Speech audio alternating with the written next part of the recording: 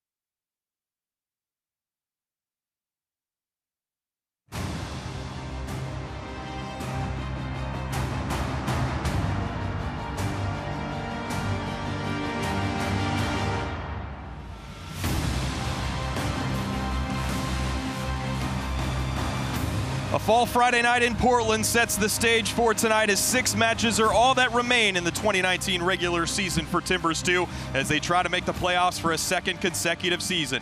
Tonight, an old rival with a new name visits Providence Park, hoping to throw cold water on Portland's postseason hopes. It's match day 28 as T2 hosts Tacoma Defiance.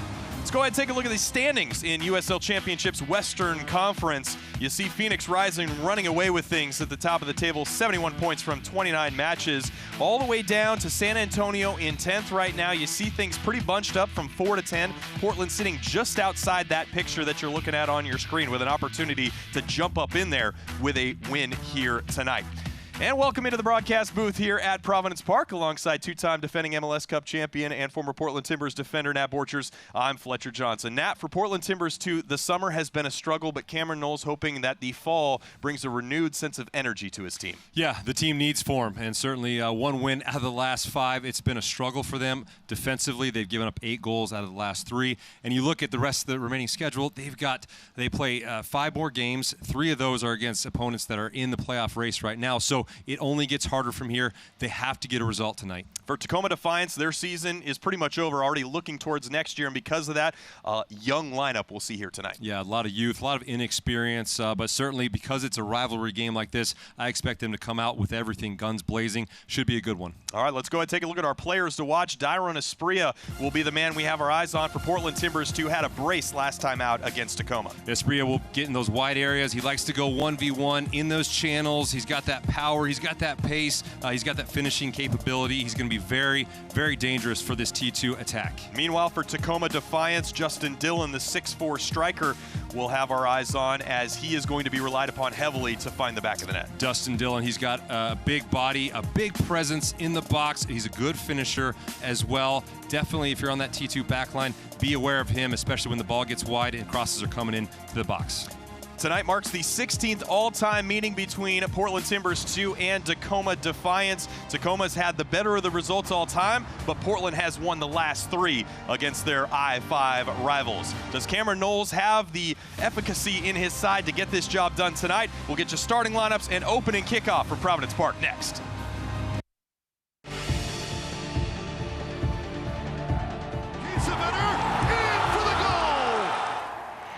Let's go with the left foot, Jamal Johnson! Puts it in! What a goal! Perfectly played!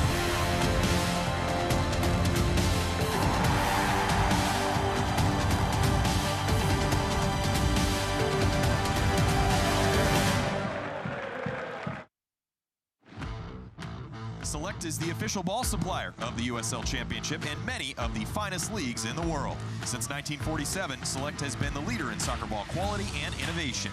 For the latest Select products and special offers, please visit selectsportamerica.com. On Portland's postseason hopes, it's match day 28 as T2 hosts Tacoma Defiance. And welcome back to Providence Park. Just about set for kickoff between Portland and Tacoma here this evening. And Cameron Knowles, of course, in his second season as manager of this T2 side, 26, 25, and 12 in his tenure, helped lead the club to the playoffs last season.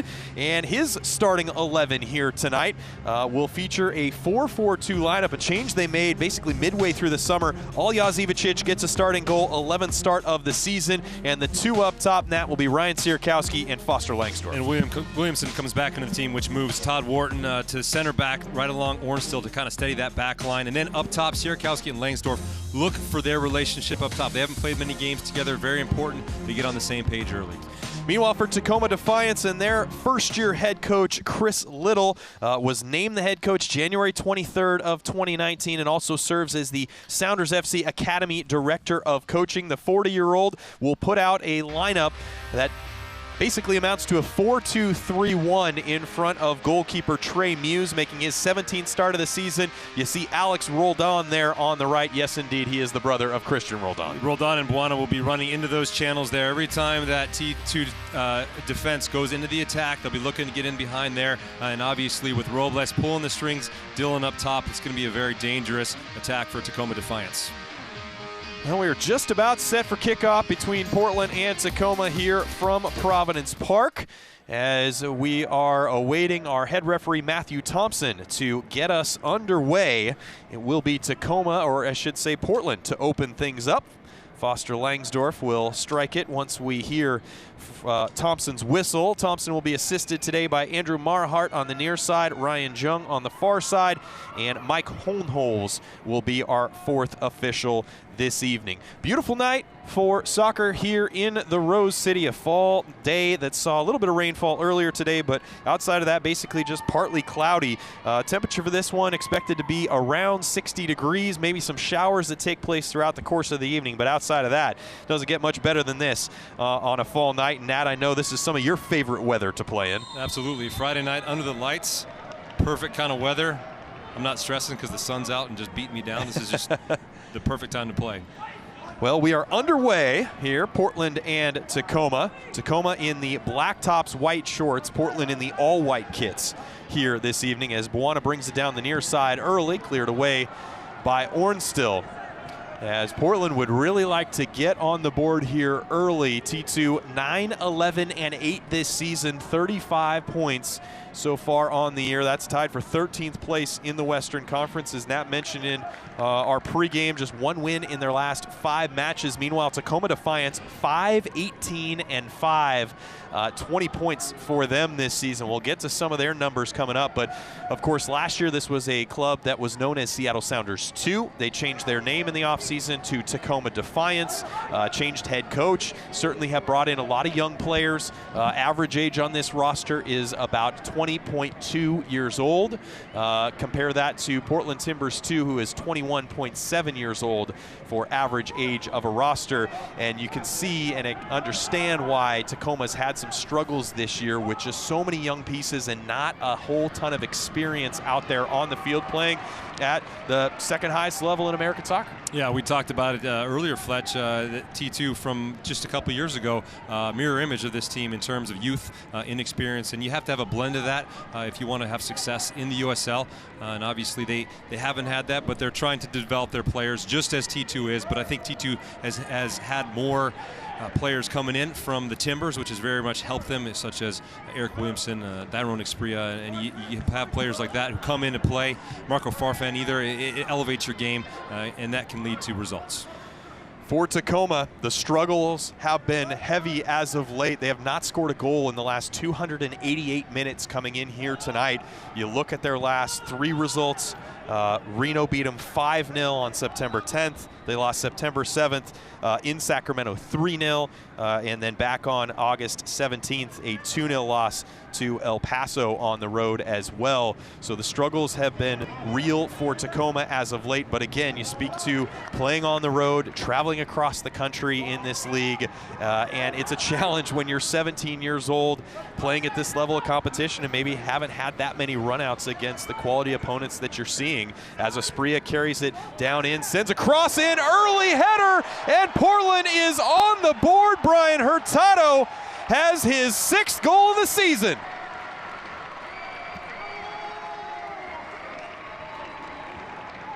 And what a bright start this is for this T2 squad. And it starts with the goalkeeper, Ajaj Ivicic, just finding the open pass. It's a wonderful touch here from Ryan Sierakowski. He brings it down, and you find Espria 1v1 in the channel. This is the matchup they absolutely wanted. Defenders sitting off him. It's just a wonderfully flighted ball. The power, the pace there, the accuracy from Espria. Hurtado left wide open in the box. All he's got to do to finish that one is put it in the back of the net. Great opening goal for T2. And that is exactly what the doctor ordered if you're Cameron Knowles, getting an early goal to relax your team a little bit, make yourselves feel good, given that the struggles have been so stiff as of late. The offside flag goes up there on Dillon. But, I mean, Nat, when you look at it for Portland, getting that early goal, you look at when they get the first goal in a match. This season, they are 7-3-3. Surprisingly, not that great of a home record, just 3-2-2 when they score first. But given the struggles that this team has had, I think that's huge for their confidence here tonight. It's massive, and confidence is everything in this game. And to get the first goal at home when you've been in a little bit of a rut, that can make or break you. And what an important goal it was. We saw them high pressing early on, and that actually has helped them a lot. But this starts from the goalkeeper, Ivicic. What a great ball to play out of the back. Very composed, and then Sierkowski with the touch. Get it to the guy who can be dangerous, Asprilla, and a great finish from Hurtado. Great team goal for T2. Yeah, you see Asprilla fouling Buana there. He's back up to his feet and with a little bit of a limp, but I'm sure he'll be all right. But how about Brian Hurtado, one of the players that T2 brought in on loan this season from Mineros de Guyana down in Venezuela. Has 10 appearances for the Venezuela U20s, so he's making appearances, you know, at the international level, not quite at the senior level yet, but certainly has shown flashes this season of being a player that Portland had thought that they were getting when they brought him in on loan. As the offside flag up on Dillon once again. Portland holding that high line, and Dillon just trying to hang right there with those center backs on those balls over the top. Yeah, it's going to be very important for them to make sure they're organized in those long ball situations. They're trying to hold a little bit of a higher line there. Todd Wharton moving from his normal center midfield spot to the back line. Lots of talk is going to be required by him to lead that back line. They gave up 5 goals in the last game at Real Monarchs, and so when you're a little shaky like that for a game on the road, you want to come back and make sure things are nice and tight, nice and solid, and so far so good. Coming in tonight, goal scoring was not a problem for T2. They were tied for 7th in the league with 50 goals. They've added their 51st here very early tonight against their rival at Providence Park. It's interesting because this is a team that has scored a lot of goals, Nat, but they don't necessarily create a whole ton of shots. In terms of their shots, they're in the bottom half of the league, but they score a lot of goals when they do get those shots. Their conversion rate is very high, but it's kind of created the dynamics that they're experiencing as Farfan plays in. Hurtado, heavy first touch. Can he get there? No, it'll end up in a goal kick, but they just hadn't been able to get the shots that they did early in the season for about the last couple months or so, and it's really led to the struggles that they've experienced. Yeah, and when they changed formations going from the 4-2-3-1, which was familiar to them, to go to the 4-4-2, I think there's some growing pains with that, just the understanding of the 2 strikers up top, what their roles are, and certainly in the midfield, trying to figure out who's going to be the playmaker, who's going to play the final pass. And then it really puts a lot of pressure on the likes of Ojeda and Hurtado and Asprilla. Ojeda obviously not playing tonight, but he's a creative type and very important. Ball in from Hurtado. Sierkowski and Langsdorff were both there. I think Sierkowski was the one that got a touch to it, but collected not on frame by Trey Muse. And again, just hitting the ball wide here to Hurtado. He swings in a nice ball. Langsdorff is wide open there, just can't really get a good touch on it to settle it, but very important, you know, with the 4-4-2 that you figure out how you're going to create goals, and sometimes that comes off a transition for this team with the pace that they have, and sometimes you have to find a way to create those goals, and it's been difficult for them certainly, but good for them so far in terms of their play tonight. It's been urgent, and the pressure has been very good. Asprilla called for the foul again, this time on Alex Villanueva. As we are in the 8th minute, Portland already on top 1-0 thanks to a 3rd-minute goal from Brian Hurtado. The cross came from Dairon Asprilla. That is his 2nd assist of the season for T2. As Todd Wharton plays it back to Ivicic under pressure, just clears out towards midfield, handled easily by Tacoma, but Asprilla cuts inside to pick it up, plays it out wide for Hurtado, just can't quite control it on the heavy pass. And Tacoma releases pressure. And Asprilla really looks up for it tonight, already seeing his first couple combinations. He gets a goal on his first touch, really, and certain to create it at least, and certainly looking like he's up for it tonight, and that's very important for this squad because he's going to be creating so many goals and so dangerous from that wide area. Dillon fouls Max Ornstill, and you can really tell, Nat, that at least here early, Tacoma's just going to try and play long balls over the top to Dillon, who will try and run onto them. behind the Timbers 2 back line. And it's interesting, too, because if you look at the formations, Tacoma actually outnumbers T2 in the midfield with their middle three, and really it's only Williamson in there with Anguiano, so they can create some possession in there if they want to play, but they've been just trying to go over the top because defensively T2's been very, very solid, very, very good, compact, and the shape's been very good.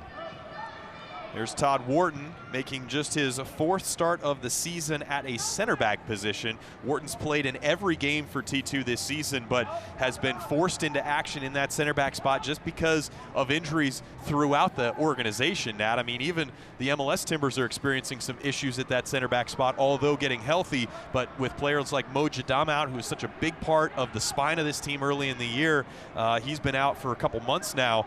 Wharton's been pressed into action and has done well in those spots. Hurtado's cross in, punched away by Muse to the top of the box. Buana tries to head it further away. Farfan getting into the mix and then eventually cleared. Out to touch. And again, just finding these wide areas. T2 doing a really good job of that, and the quality of the crossing has been very good. Look at that ball across there. Really forces Muse to punch that ball out. And I think T2 is definitely finding those wide areas very well, and the transition game has been good so far. Hansen's first real action, he goes down in a heap, no foul called, and Tacoma comes the other way. Buana, the overlapping run coming from Herbert. Herbert into the box, sends the cross into Dillon, deflected out for Tacoma's first corner of the night. Good work by Max Ornstill to track the run of Dillon.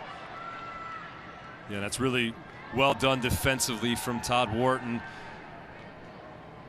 He does a nice job here. As the ball goes wide, Anguiano is trying to recover, but Wharton, really good job of just following Dillon in that box. He's their big target striker, the number 9. He does such a good job of tracking him. You have to track him in the box. Between the two center backs, one of those center backs has to pick up Dillon. Here comes the corner from Buana. Punched into the air by Ivicic. Out of pressure only to the corner of the box by Hansen, though. Back to Buana. Will send it in once again. Finds the head of Dillon. He can't really steer it on frame, though, or control it. Still up in the air. Portland can't release pressure at the moment as Tacoma picks it up. Buana back with it. Overlapping run coming from Roldan. He'll send it in towards a penalty spot. Struck well. Saved once by Ivicic, and a second time on the Dillon follow.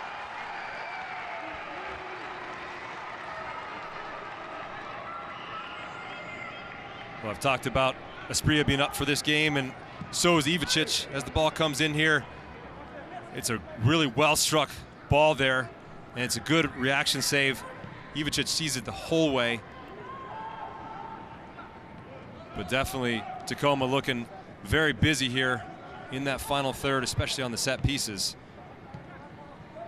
It's a big moment there for Portland to deny Tacoma. It's an extended buildup there for the visitors as Hansen knocks it out to touch off his head. Aljaž Ivicic making his first start since missing the last 2. Jake Leaker and Kendall McIntosh both getting action. But before that, Ivicic had started 5 straight. He signed with the MLS Timbers in the offseason. And as mentioned, making his 11th start with T2 here tonight. Came in nursing an injury early in the year as Dillon is called for a foul on Wharton. He's a little bit incensed. Can't believe, thought that was shoulder to shoulder. But Matthew Thompson, the center official, thought otherwise. Yeah, and I think the referee gets this one wrong as well. Dillon. Let's take another look at the save here from Ivicic. Does such a nice job. Just sees it the whole way, gets down, parries it out, and really well done from Farfan to put pressure on Dillon so that he doesn't have a clean shot on goal afterwards. So Ivicic previously played in Slovenia, a club in his hometown there, as he's a Slovenian native. Made 43 appearances with the Olympia side, but has come over and trying to make a home here in Portland. As Gavin Wilkinson and this Timbers organization took a chance on him, recovering from an injury, been in and out of the lineup ever since, but certainly showing some good stuff there early with those 2 saves. Yeah, and always important as a goalkeeper to get those early saves right, just to get yourself into the game. You can go long stretches as a goalkeeper without getting any touches on the ball, so you want to make sure those first few you get those saves right. Here's Hansen dribbling at Villanueva. Sends the cross in. It finds Langsdorf and then saved off the line. Sierakowski thought he had a goal, but Trey Muse with some impressive stuff, but he remains down on the field. Looks like he might have hit his head off the side of the post on that save.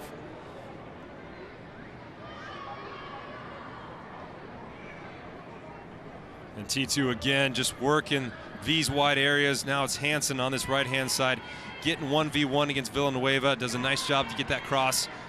And it looks like it's a good deflection, almost an own goal even. A great save by Muse. It just deflects off the defender. Then really a good opportunity for Langsdorf. Hits off a Daly there. And then the foul committed by Farfan. But really good stuff from T2 to really put pressure on this Tacoma Defiance defense, especially in those wide areas.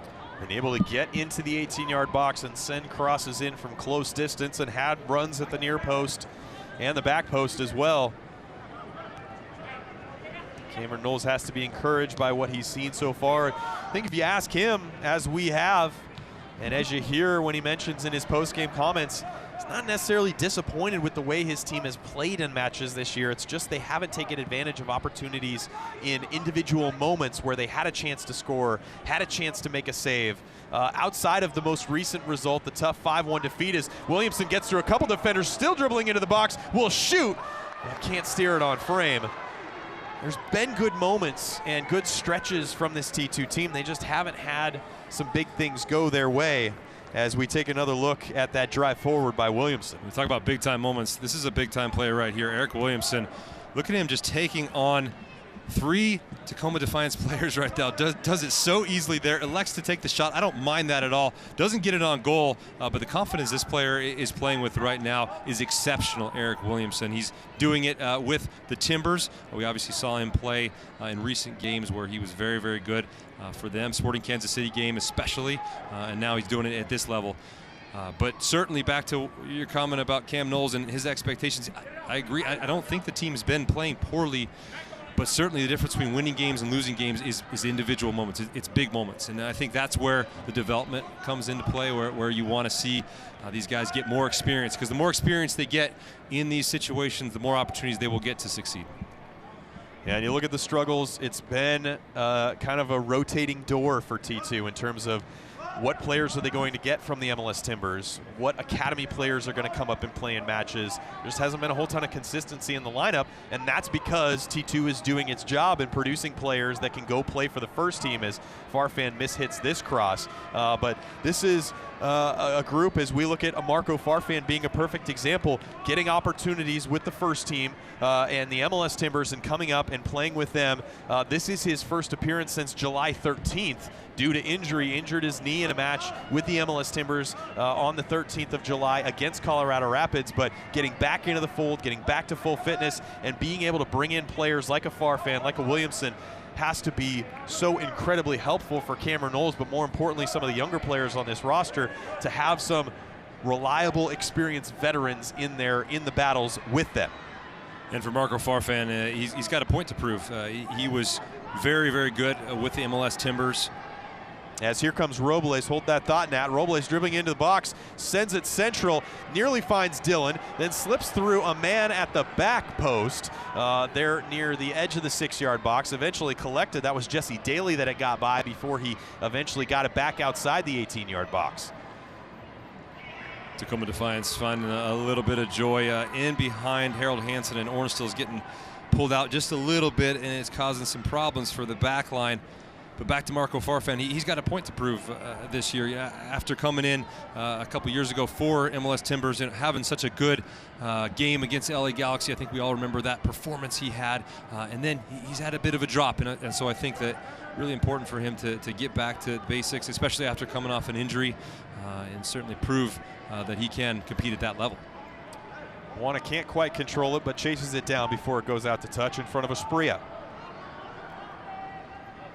Back to Josh Atencio. Tacoma happy to have a little possession here as we're over a quarter hour in, 19th minute to be exact.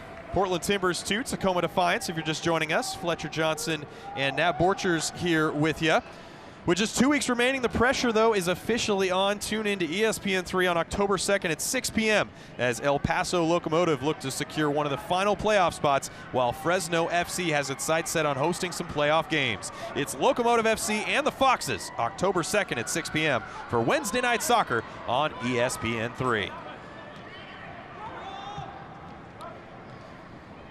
Here's Buona in front of Hansen. Help coming from Asprilla. Plays it out for Villanueva, who will send a cross in. Nearly finds the head of Dillon, cleared away by Farfan.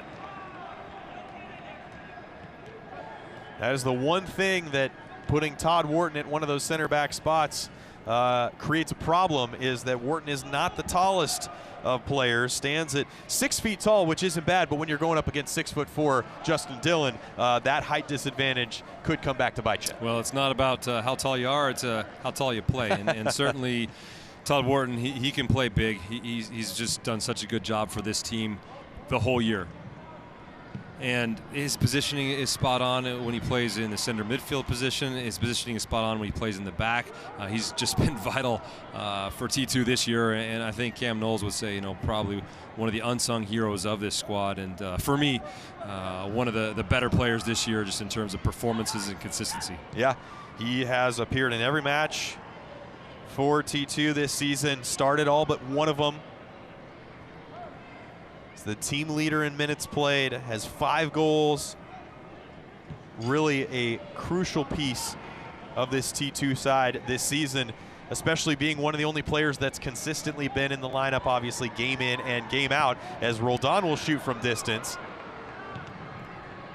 Here goes down. I think that's Farfan, as header 1 in the box by Robles, but he puts it high, and Matthew Thompson will blow his whistle, go over, take a look at Farfan. Not quite sure where he caught that shot from Roldan, but he looks to be in a bit of pain. And I think he just takes one there, right in the bread box. It's a tough one to take. He might have actually caught him in the stomach as well, but good position there for Marco Farfan. And you look at this Tacoma Defiance team, and they did a really good job there in that last attacking sequence. Buona coming inside, working it with Robles there on the inside. And T2 is going to have to make sure they make those adjustments when those runners are coming into those central areas. And the one thing I've noticed about this game, Fletcher, is the crossing's been spot on. It seems like both teams have brought the quality, and they've been dangerous when balls have gotten into wide areas and whipped across the box.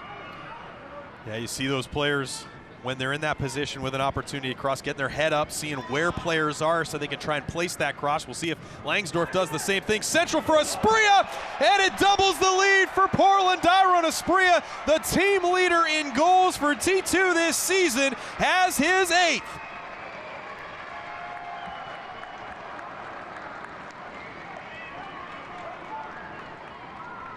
Well, I said it before and I'll say it again. Asprilla has come to play. Again, the ball getting into a wide area. Nobody from Tacoma Defiance able to shut down Foster Langsdorff, and it's just a beautifully flighted ball into the box. It's an unmarked Asprilla. Just a quality finish from him. The goalkeeper's got no chance there. And T2 are up 2-0.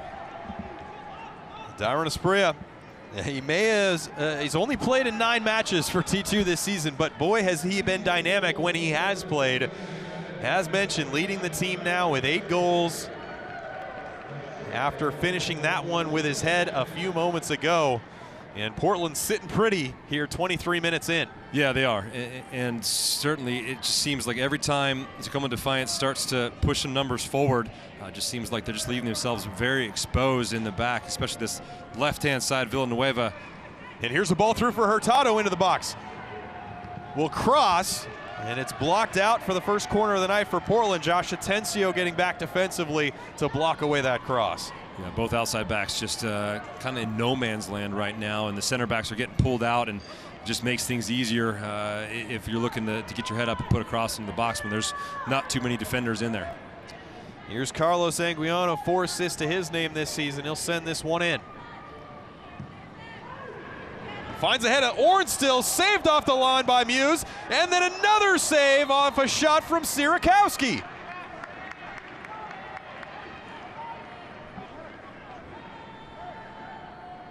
And again, just another quality ball served in the box, this time from Anguiano. He finds a wide open Ornstill. He's not able to get that one past the goalkeeper.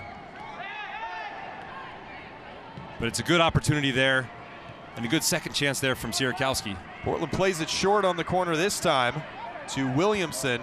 Now Anguiano and Williamson playing a little 1-2, eventually back to Hansen. Hansen will send it in towards the back post. Langsdorff there will take it first time, and Muse with the save once again.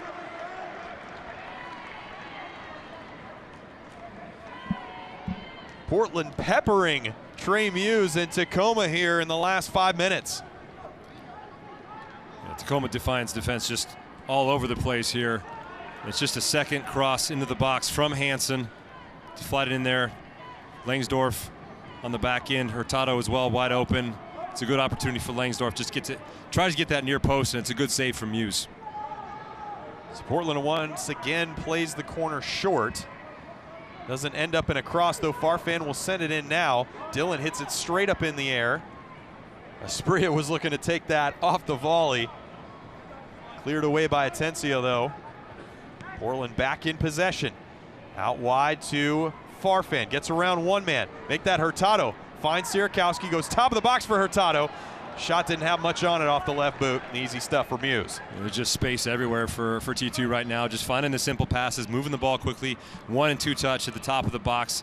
They're going to be finding opportunities all night long if they continue to play quickly and play like this. Hey, you know, the interesting thing is we talk about the youth on the field tonight and in this roster for Tacoma Defiance. The one place that they're the quote-unquote oldest, you could say, on the field tonight is along the back line. From left to right, they're basically age 17, which is obviously pretty young, but then 20, 23, and 21 as Ivicic comes well off his line to knock that one out to touch. But there is some experience, or at least age, at the very least, along that back line for Tacoma, but they haven't been showing it so far tonight. No, they certainly haven't been. And their road record, I think, speaks for itself. Sometimes teams get in a rut on the road and they just can't find form, and this is an example of it, not being able to find your form on the road. When that first goal goes in, you're thinking, okay, maybe we can't dig ourselves out of this one. The second one goes in, and then it's really an uphill battle.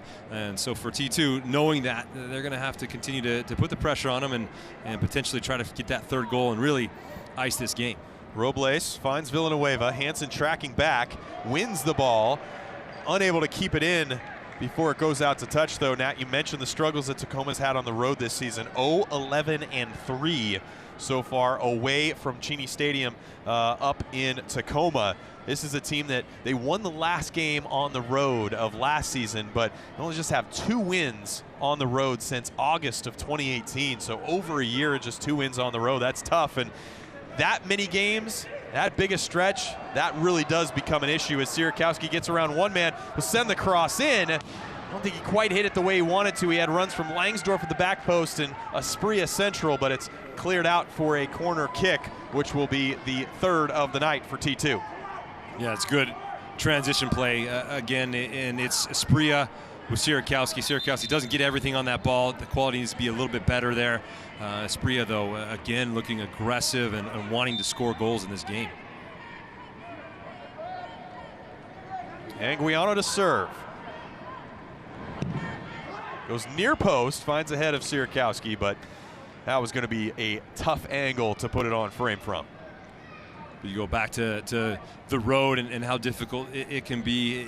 It's just, again, if you don't have the right mentality in the road, if you don't come in thinking defend first, then you get yourself into trouble. And certainly for this Tacoma Defiance team, they just haven't had that mentality on the road, and it's definitely cost them. And especially having young players in your lineup, it makes it that much more difficult. When you have experience, you have guys who've been there before, they can respond to those kinds of challenges you have on the road. But you don't have that, it makes it that much more difficult. And what's even more amazing, Nat, is you look at T2, despite there not being a humongous age difference in the rosters, T2 actually has more wins on the road this season than they do in Portland. They're 5-6-4 on the road this season, while just being 4-5-4 here at Providence Park. And that just goes to what we consistently talk about, is how T2 wants to play in terms of their road mentality and their home mentality. Sometimes when you're at home, you want to carry the game, so that means you're going to possess the ball more, you can commit more numbers forward, when it might be better for the makeup of your team to sit back, to absorb pressure, and then to counterattack and transition. And I think for this T2 team, it seems like the latter has been more the formula for them in terms of getting results. Certainly was the case last year. It's even carried over a little bit into this year, though they have been better when they have carried the game. Though struggles, as mentioned, since June 22nd. June 22nd, they were in the top 4 in the league. And then since that point, just 2-9-2 over that stretch. And again, we talked about it. Lots of academy players coming in, kind of mixture of MLS Timbers coming in as well. Just not a lot of consistency in the lineup. And anytime you have that, no matter what level of any sport you play at, it's going to be difficult to put results together and have a lot of success. And that's what Portland kind of is in the midst of right now, although sitting pretty a half hour in here at Providence Park, up 2-0 on their rivals from up north. And you see a lot of the academy kids that have been coming up to play for T2 as well, and that's also been, a factor for them as of late. But you look back at that most recent result in Salt Lake, the 5-1 loss, and watching that game, T2 was all over the place defensively, and I think Cam Knowles obviously frustrated, disappointed by that one. He's going to want his team to put in a good defensive shift tonight, because that defending is really going to go a long way towards their playoff hopes. And certainly when you look at the playoffs, if you want to get in the playoffs, it starts with defending and being in good shape and good positions. I think moving Todd Wharton onto the back line has been very helpful for that, at least for tonight. Certainly, and I mean, really what that allows Portland to do is put Eric Williamson in a role he is very comfortable in, which is that defensive midfield where he has the ability to go forward, but he's also going to win challenges, win balls in that defensive midfield and throw off the opponent. He's done that already a couple times tonight as he's pressed into action here and forces the ball away from Daly. Takes a deflection and will roll back to Ivicic. And I also like, if you look at the evolution of Eric Williamson and the challenges that Giovanni Savarese has for him with the MLS Timbers, he wants to see him defend more. He wants him to understand more of his role as a number 8 or a number 6, because that makes him just that much more versatile and that much more valuable to the MLS Timbers. And so it's games like this that give him the opportunity to put those defensive skills on display, get the positioning right, get the tackles right, and play a little bit better in those roles. Yeah, and with a player like Williamson, I wonder as well, Nat, having had the opportunity as he has to go up and play at the MLS level this year, over 6 appearances this season, I got to imagine that coming back and having the opportunity to play for T2, the match has got to have slowed down for him so much at the USL level, because he's played at that MLS level where you're playing against great players week in, week out when he's getting those games. Yeah, and you saw a play against Sporting Kansas City where he's able to get the ball. He turns out of pressure against 2 players. He does it just so casually, so smoothly. He just has this calmness, this composure on the ball that has really, it's gotten him to this level. And I think, again, the next step for him to have a little bit more of an edge defensively, have a little bit more of an understanding on the defensive side of things, can really elevate his game to the next level. Well, and I think that's the thing you talk about is you look at Philadelphia earlier this year. He went on the road with the MLS Timbers, got a start in that game, and frankly, I think he would tell you maybe didn't play up to his standards, maybe a little bit in over his head, but hadn't really had many opportunities to play at that level before. And even like you mentioned a couple weeks ago against Kansas City, just looked at home, looked comfortable in the match for the most part. And that is what this is all about, especially at this level, is developing the players so that when they are called upon with the MLS Timbers, they'll be ready to play at a high level. As Farfan lays it off for Anguiano, now Esprit top of the box. He'll go back out to Farfan.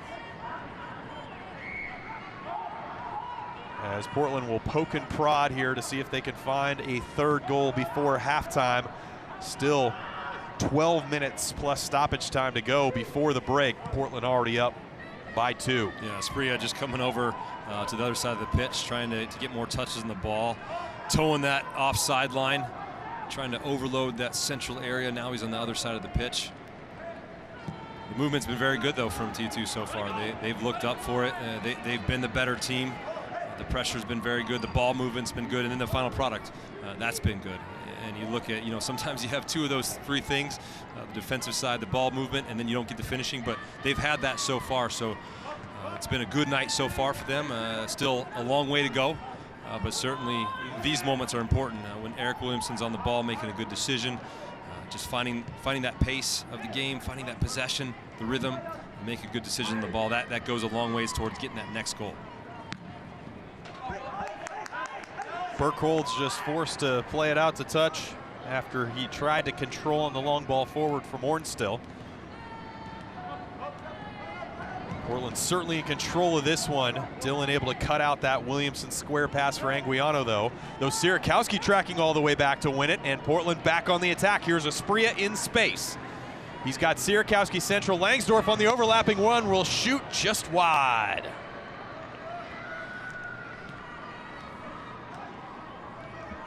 And Heger just gets caught in the ball there. It's a nice tracking back run there from Sierakowski. Really well done there to win the ball back in possession, and a nice shot there from Asprilla from distance. Bad pass forward. Now here's Langsdorff. Langsdorff taken down top of the box. Will we see a foul? No foul called. Langsdorff remains down on the field. Cameron Knowles yelling at Mike Holnholz, the fourth official, wondering where the foul call is, but Matthew Thompson decided that was clean.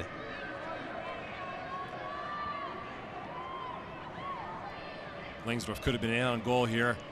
If he gets that touch right as he's turning here. It looks like the defender just gets the ball.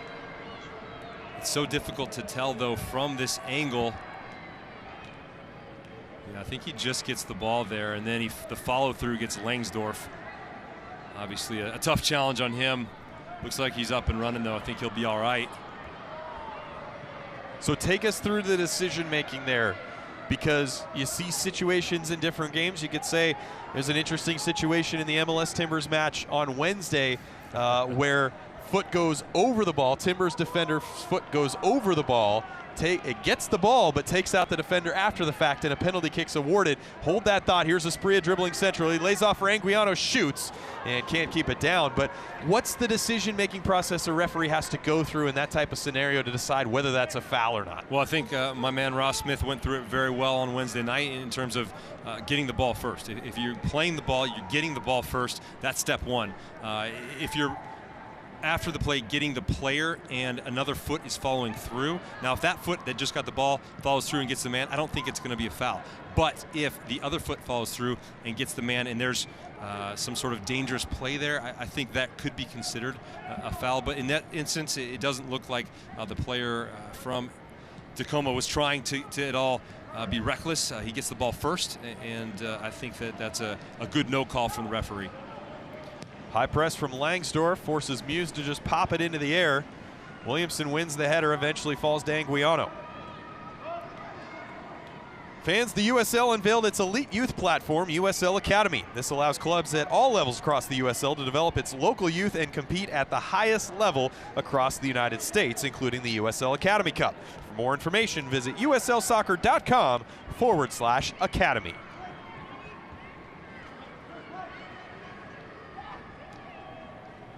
Harold Hansen is 20th game this season for T2, the 19-year-old.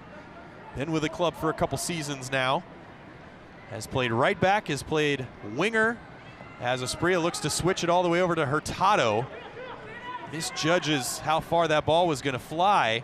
Villanueva, though, earns a throw-in. Thought that went off of Villanueva, but they will say, Andrew Marhart here on the near side says that is a Tacoma throw-in.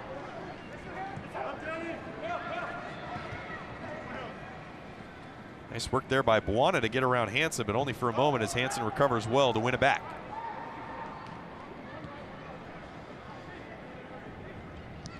T2 would certainly like to pick up a win here at home tonight. First in a stretch of 4 home matches to close out the home schedule here in 2019 before going on the road for the final 2 as Williamson is fouled by Dillon. Portland will play Austin here on the 29th, Phoenix on the 5th. Of course, Phoenix playing out of their minds. Who knows what will be on Phoenix's minds that night. They should have already secured and have already secured the #1 spot in the Western Conference playoffs. San Antonio on the 11th, and then a makeup game October 15th at El Paso Locomotive. Remember the tragic shooting that took place. T2 was scheduled to play El Paso that night. The game was postponed due to that tragedy, so Portland will make that trip October 15th and then wrap up the regular season October 18th against Rio Grande Valley down in Texas. And it's a tough final 5-game stretch for T2. When you look at it, you look at the 3 home games they have: Austin, Phoenix, San Antonio, all teams that are in the playoff hunt, who have reasons to play. And then you go on the road, you play against 2 teams who maybe are going to be out of the playoff race, but still playing for pride, and you're on the road. So I think it's going to be a really tough final 5 games for T2, which just puts more onus and more importance on this result here. They have to get this result to stay in the hunt. Here comes Hurtado, dribbling at Herbert. Overlapping run from Hansen. Cross in. Sierkowski wins the header, and it's 3 for Portland in the first 40 minutes.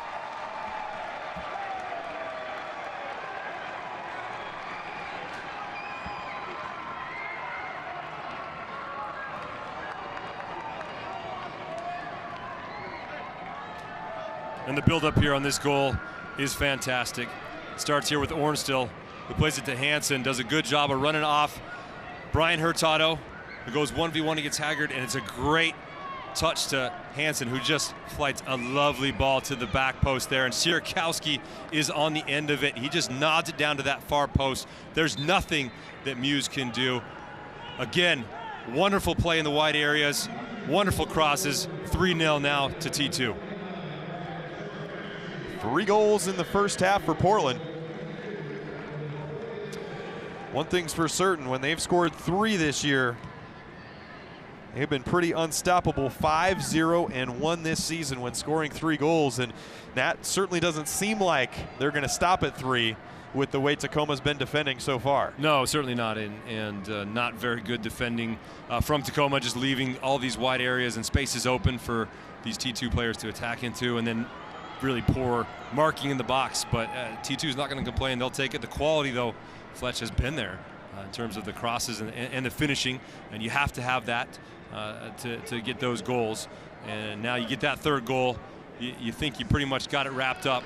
Now the question for Cam Knowles is can we just continue that? Can we see this half out, have a conversation with the guys, and then take the next 45 minutes as they come, but finish these final 4 minutes out and then see where the game takes us? Well, we mentioned the struggles that Tacoma's had on the road. Hold that thought for a moment. Here's Boala. He's got Dillon on an inside run. Buana goes back post, shot, and Tacoma has pulled one back in the 42nd minute. It is 3-1 now in favor of Portland.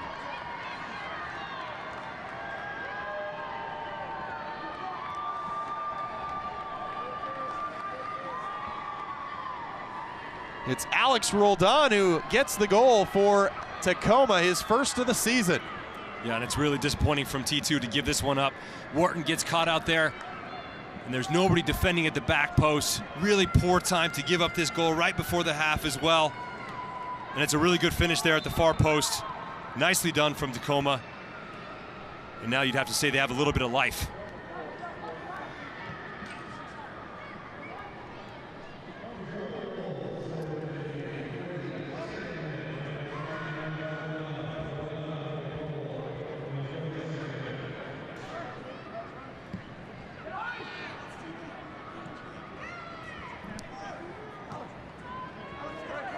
So Portland now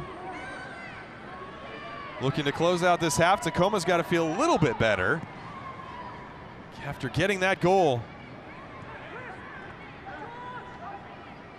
Certainly, almost in a sense now you could say Tacoma lulling Portland to sleep because they hadn't really done that much in the last 20-25 minutes. They had an active first 5 to 10 minutes, had a chance here or there. They've had, over the course of the first half, 5 shots. That was their first shot since the 15th minute, though.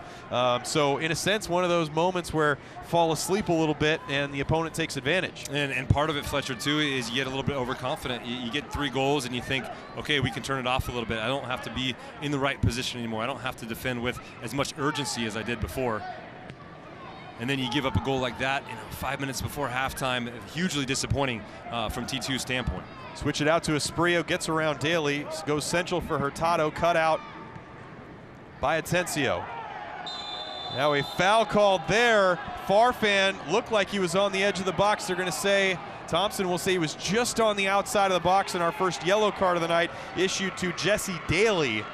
So this will be a dangerous opportunity for Portland as Daly fouled Farfan, making a run in right on the edge of the box.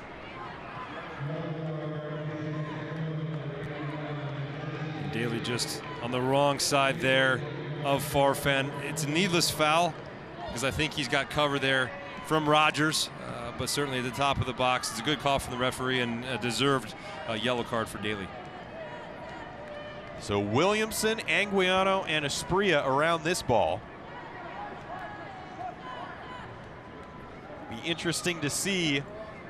And it looks like it will be Williamson. Espria walks away from it. So it's a 3-man Tacoma wall. Wharton and Espria in it as well. Williamson strikes and puts it in, a 4th for T2 on a beautiful strike from Eric Williamson for his 4th goal of the season.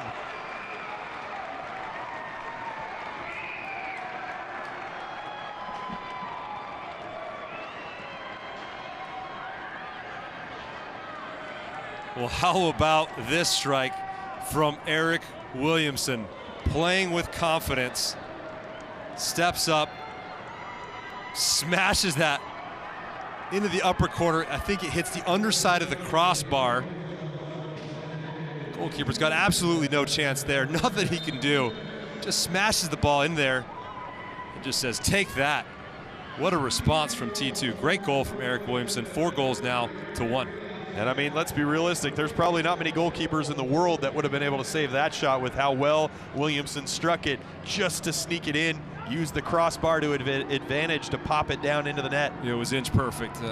Such a nice shot. The accuracy and the pace on it. And the goalkeeper had really nothing he can do in that scenario. Well placed from Williamson. It just shows, again, the confidence that this kid's playing with right now. We're playing 2 minutes of stoppage time. We're nearly through minute number 1 here at the end of the first half. 5 goals from these 2 sides in the first half. We'll have to dig into the numbers this season. Because when we look at it, Portland has scored a bunch of goals this year. We've told you this is just the 2nd time this season that they've scored 4 or more goals in a match. And all of them have come in the first half. Funny enough, the only other time they scored 4 goals this season was May 12th up in Tacoma against the Defiance, a 4-1 victory. Yeah, that's right. I believe Espria had a brace He did. in that game. Langsdorff had a goal, Hurtado as well. Something about when these 2 teams meet, T2 just wants to score some goals. Maybe it's a rivalry thing. Cross cleared away by Wharton.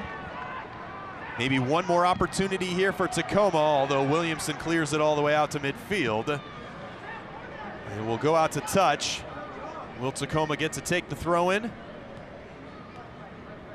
Got our eyes on Matthew Thompson, who's looking at his watch. Villanueva throws it in, straight back out to touch, right at Villanueva from Atencio.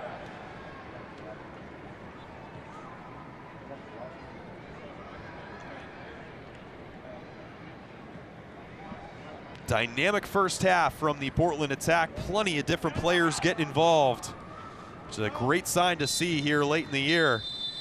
As the first half whistle is blown, And Portland will take a 4-1 lead to the break against their rivals Tacoma Defiance on goals from Brian Hurtado, Dyron Espria, Ryan Sierakowski, and Eric Williamson, most recently off of the free kick. We'll come back with the halftime show, take you around the rest of USL, get you some scores and storylines, and also take a look back at the first half in this one. Portland 4, Tacoma 1 through 45 minutes.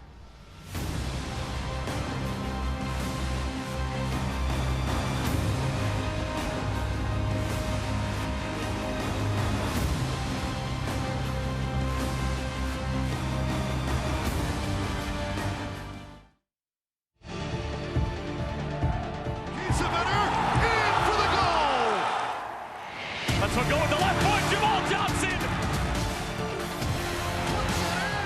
What a goal! Perfectly placed.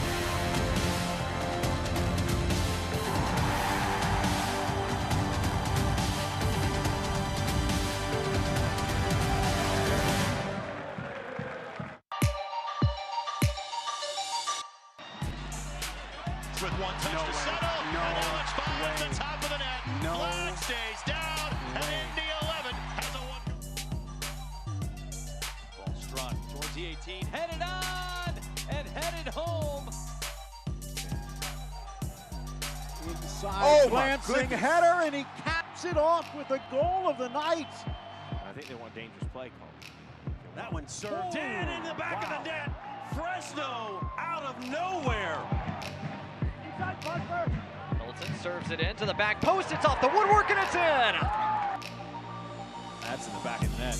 Another cross into the corner, and Herbert does even better. Moberg's gonna take a shot on goal with a cross and a fantastic save Good shot for Blackwood. Nice play by Van Oekel. to force him to give the ball up. Illich saved.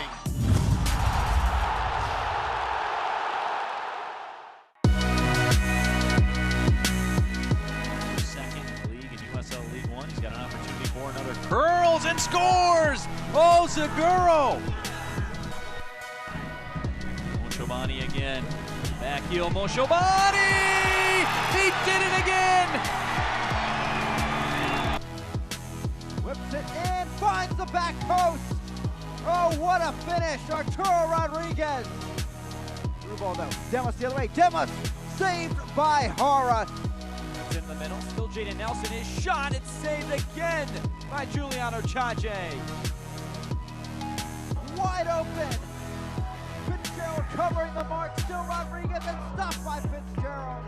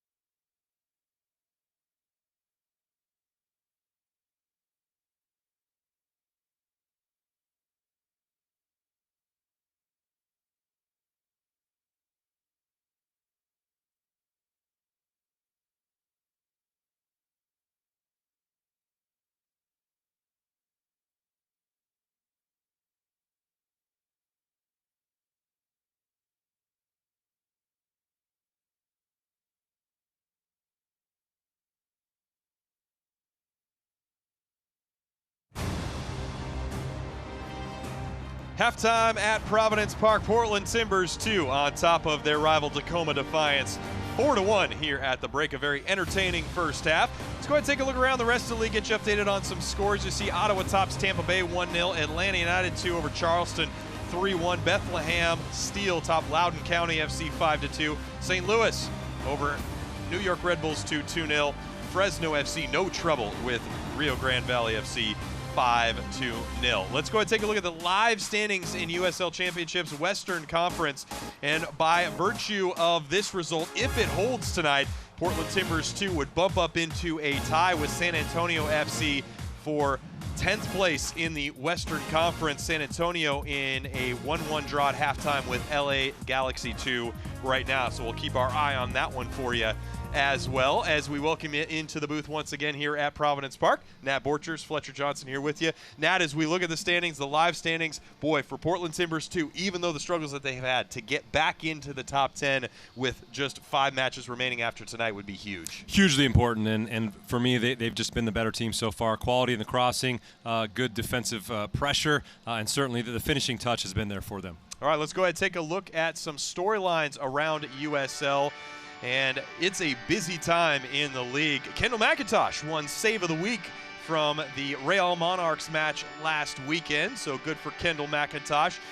San Diego is going to play their inaugural USL season in 2020. Of course, Landon Donovan, the Executive Vice President of Soccer Operations, and people can purchase their season tickets starting this month. And then Des Moines, known for the menace and the successful club that they have there, looking to move up into the USL Championship.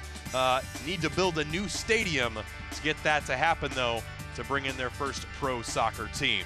So that's a little bit around the league. We'll come back, get you first half thoughts, some highlights. Boy, there was plenty of them, and some statistics as well before second half kickoff. Portland Timbers 2 on top of Tacoma Defiance 4-1 at the break.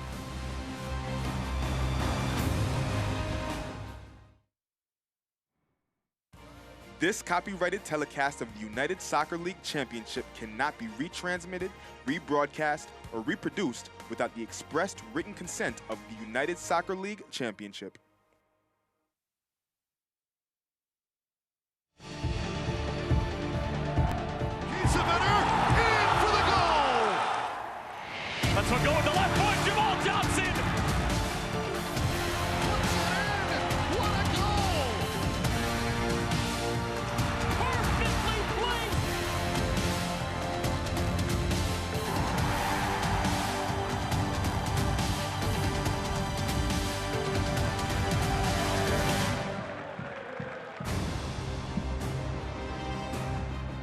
Four goals from 4 different players have Portland Timbers 2 on top of Tacoma Defiance 4-1 here at the break at Providence Park. Nat Borchers, Fletcher Johnson back with you here once again. And Nat, as we look back at the first half, it was one dominated by Portland, and I imagine Cameron Knowles is pretty happy outside of the lone goal for Tacoma. Yeah, and he should be. And they did a really good job of high pressing Tacoma early on in the game. They did a really good job transitioning, and then the wide areas, they were just so good, so lethal. The crossing was really good. The finishing, obviously, really, really good. And then that final goal from Eric Williamson really just put a nice cap on that first half for T2. Let's go ahead and take a look back at the first half highlights. We'll start off early in the 3rd minute. Brian Hurtado getting Portland on the board. Yeah, and this is such a good touch there from Sierakowski to keep that possession. And he's able to play Esprilla into the space. Villanueva doesn't even get close to him to close him down, and he's able to get his head up and play an inch-perfect pass in there to Hurtado, who just nods it right past Muse, who's got absolutely no chance, and that's the game's opening goal. Tacoma nearly got their first goal, if not for Aljaž Ivacic in the 12th. Then in the 22nd, Esprilla doubled Portland's lead. Yeah, it's the same channel there, and this time it's Langsdorff finding Esprilla wide open in that box. Really poor box defending from Tacoma, and Esprilla does so well to rise and head that ball into the back of the net. Portland nearly got a third just a couple minutes later, if not for Trey Muse making a couple huge saves. And then in the 40th minute, Ryan Sierakowski gets into the action. Yeah, such a good team goal here. It starts from Ornstill in the back. Hansen finds the Hurtado on the run, and then Hansen with the overlap Nice cross into the box, and Sierakowski's on that back post, does such a good job to elevate and find that far post. And again, Muse with absolutely zero chance, and that's the game's third goal. The one moment Cameron Knowles would not have been happy with came in the 42nd minute, and Alex rolled on, pulling one back for the visitors. Yeah, and Orange still and Hansen all over the place here. Wharton's having to come over and cover. Farfan's out of position, and then nobody in the back post there to defend this finish from Roldan. And it's a good response there from Tacoma to make this game at least a two-goal game. You think the visitors have a little momentum going into the break? Eric Williamson has other ideas. Yeah, Williamson with this wonder strike just smashes that ball. It's got a little bit of a bend and a lot of pace and accuracy on it, and Muse can do absolutely nothing about it. Hits the underside of the crossbar, and what a wonderful finish there from Williamson, showing his confidence and his skill. Looking through some of the numbers, Portland out shooting Tacoma 13-5. Tacoma with actually more of the possession might be surprising to some folks, but T2 dominating this match in the majority of the statistical categories here through 45 minutes. We're just about set for the start of the second half, as Tacoma will attack left to right, Portland right to left here in the second half.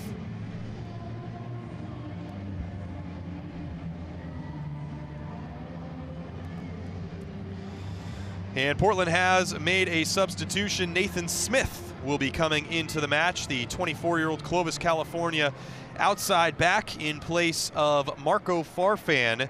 Smith making his 23rd appearance of the season, and as Farfan works his way back from that knee injury, goes 45 tonight in his first appearance in the organization since July 13th. Yeah, important for Farfan to get those minutes, the first 45, just to start building his way back from that injury. And I think he had a good first half. Definitely leaving the game when you're up 3 goals is a good feeling to have, and will build confidence for him.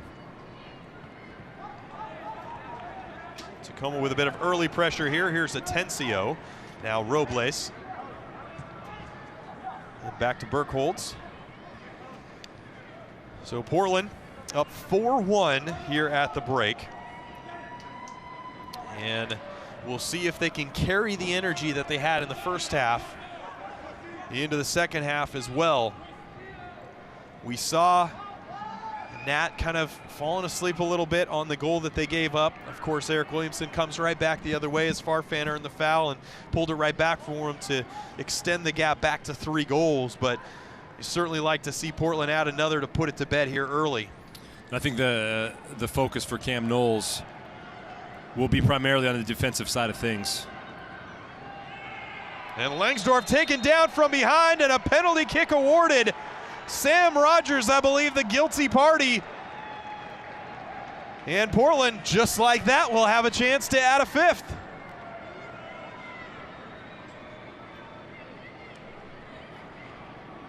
And I think it's Atencio here who's trying to shield the ball, and then all of a sudden Langsdorff wins it. He just gets himself between Atencio and the ball, does a really nice job there. And there's contact right there on the right leg of Langsdorff from Atencio. You can tell he's initially upset, but then he realizes the call made was right, and now Asprilla is going to be charged with taking this penalty. Portland 7 for 13 from the spot this year. Dyron Asprilla 2 for 3. He scored against Las Vegas and Tacoma, missed against El Paso in May. Asprilla steps, strikes, and scores. Portland has a 5th, the most goals they've scored in a match this season, and they did it in less than 50 minutes.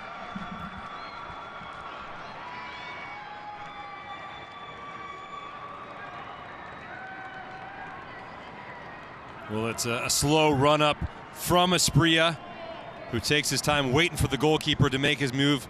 Muse waits, guesses the correct way, but it's just too much pace and power from Asprilla, who just belts that thing into that far corner. It's a nicely taken PK from Asprilla, and T2 again in the driver's seat here, 5-1.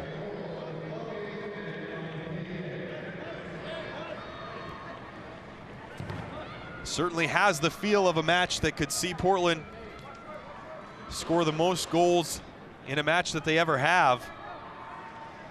The most they've ever scored was 7 against Los Dos back in 2018, a match that you and I remember calling well, just for the craziness that ensued, especially in second half stoppage time, where Portland extended the lead in an impressive manner. That match, as Ivicic out to collect, took place, summertime of last year. An impressive game, and Portland putting together another one of those performances here tonight. And I remember talking to Steve Cook, I believe the head coach for the OKC Energy, about why there's the propensity for these wild results in these 7-8 goal type of games. And he said it's just the players don't have quite the experience or the maturity to really carry games sometimes, and to possess and to kill games off.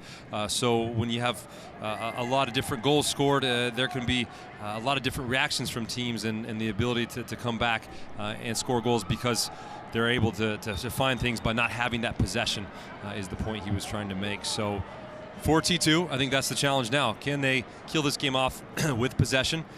Can they just continue to build on this? And I think Cam Knowles is really going to want his team not to concede any more goals, because that result against the Monarchs was a five goal deficit, and they certainly want to make sure that they clean things up, especially if they're looking towards making these playoffs. Well, there's Aspria with it on the center line. Here's Aspria dribbling forward, dispossessed. And now Villanueva with it. Well, the struggles for Tacoma have been well documented on the road, but how about being outscored 48-5 on the road this season, including the 5 goals that Portland has tonight? 48-5. And outscored by 43 on the road. Signs of a young team, no doubt. Here's Buona with it.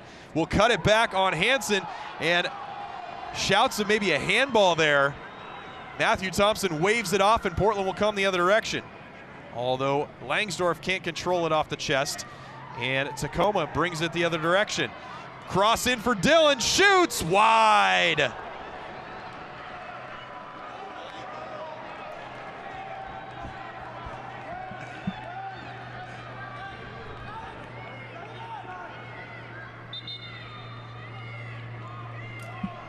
And this is some miss here from Dillon. It's a wonderful ball there from Robles. He just misses wide. Ivicic comes out to make himself big. Let's take a look back at the moment earlier. Is this a handball, Nat? It looks like it hits the trailing arm of Hansen. I don't think he knows too much about it. I think that would have been a harsh call from the referee. Definitely Buona has a right to be upset about that, but I think that would have been very harsh had the referee called that a handball, because that trailing arm, I don't think he was making a motion towards the ball. But what a chance for Tacoma. Dillon should have put that ball away. Should be 2-5 now in this game. Well, the funny thing about all that, Nat, is just to take our viewers behind the scenes a little bit. That stat about Tacoma being outscored on the road this season, as Roldan carries it forward now to Dillon, cuts it back on Smith. Williamson over there to help out, and then Dillon takes down Williamson on a dangerous challenge. Williamson will stay down for a moment. Thompson wants to talk with Dillon. This is the part of Eric Williamson's game that's just getting better. The defensive side, going here using his body. And you can see Dillon just getting the man before the ball. Williamson going down from that harsh challenge. And Dillon receives a yellow card for his troubles. You were saying about the stat? Yes. So basically, before Tacoma scored their opening goal, I was telling our producer, Tony Smith, who was with us for the last time this season tonight, that wanted to get that stat up on the drop down, which is what pops down there just below the score. And right as I was talking to him to get that updated is when Tacoma scored their lone goal in this match. I just called for it again about a minute or two ago, and Dillon nearly scored again. So the jinx didn't live on the second time, but it certainly was close.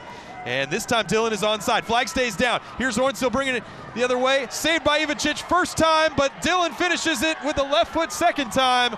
And Tacoma has pulled another one back. Justin Dillon with his 10th goal of the season.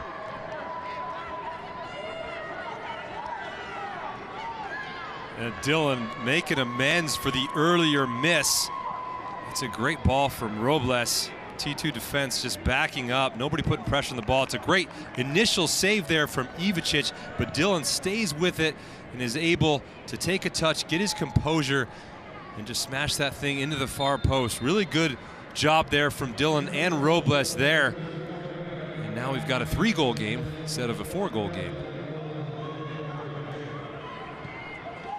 Well, the 288-minute goalless streak that Tacoma had coming in tonight is over. That ended, of course, in the 42nd minute. And they've added, of course, their second here this evening. It's the first time that Tacoma has scored multiple goals in a match. We'll get to that momentarily as Hurtado sends the cross in towards Langsdorff, and Muse with an important collection inside his 6-yard box.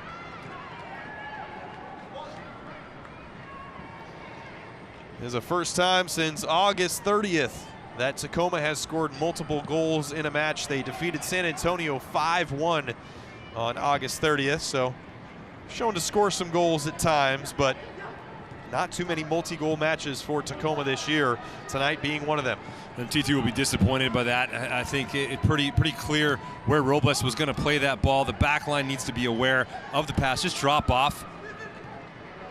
And then there's no pressure on Robles either. The Anguiano and Williamson nowhere to be found in terms of their defensive pressure. And again, we talk about why these games get so wild and out of hand. Just midfield's not controlling possession, not taking charge of the game. And I think for the midfield for T2 right now, they need to step up and start getting more control of the game, getting more of these possessions so they don't allow any more chances on goal.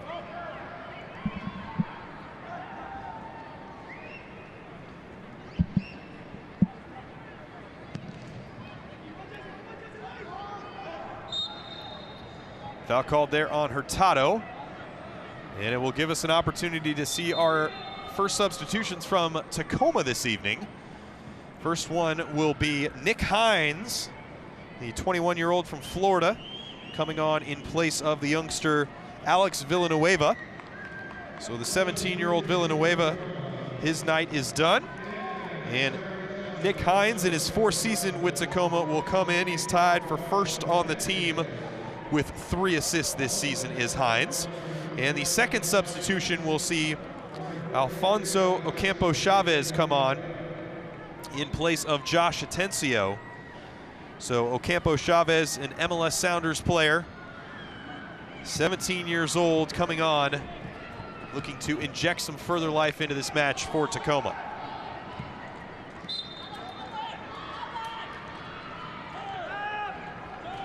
So the interesting piece here is just to see if it's a formation change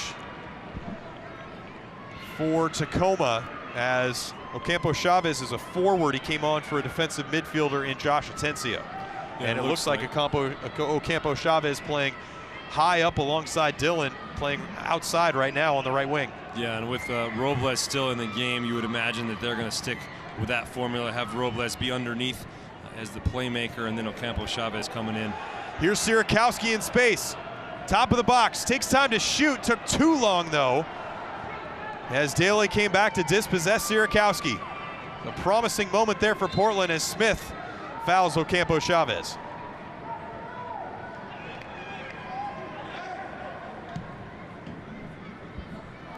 Wharton still wins the header down to Wharton.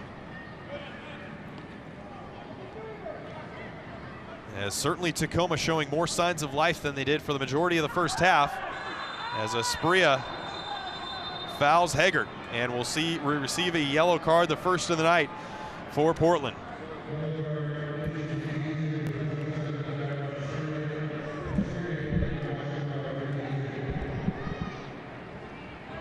And T2 just late to things. These last few plays, these last few moments, I think Tacoma just stepping up their energy just a little bit. T2 needs to match that.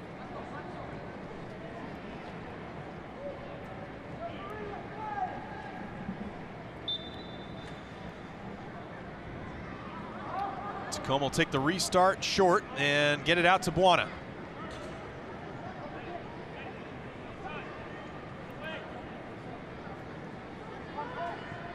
Interesting time in this match, still over a half hour left. Plenty of time for Tacoma to get back into things.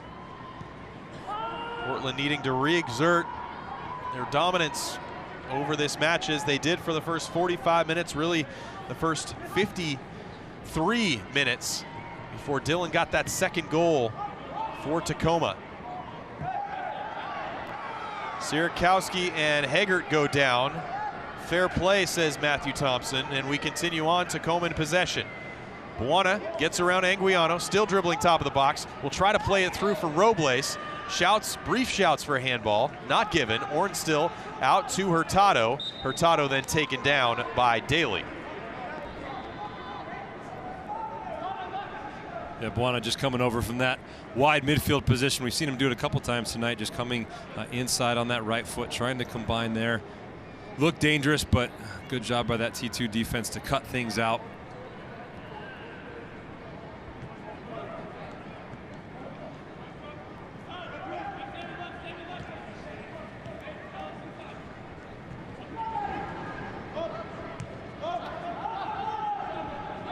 With just weeks remaining, the pressure is officially on. Tune in to ESPN3 on October 2nd at 6 p.m. as El Paso Locomotive look to secure one of the final playoff spots, while Fresno FC has its sights set on hosting some playoff games. It's Locomotive FC and the Foxes, October 2nd at 6 p.m.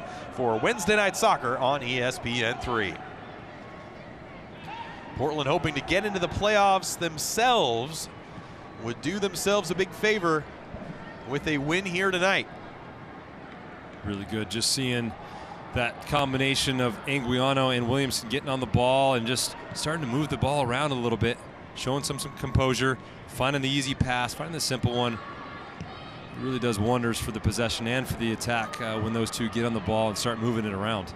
Here's Hansen, able to get around his man, gets there before Roldan, tries to dribble around another, nearly gets to it, and in the end it's a corner kick for Portland. So some nifty dribbling by Hansen and some speed that he shows off to pick up the 5th corner kick of the night for T2.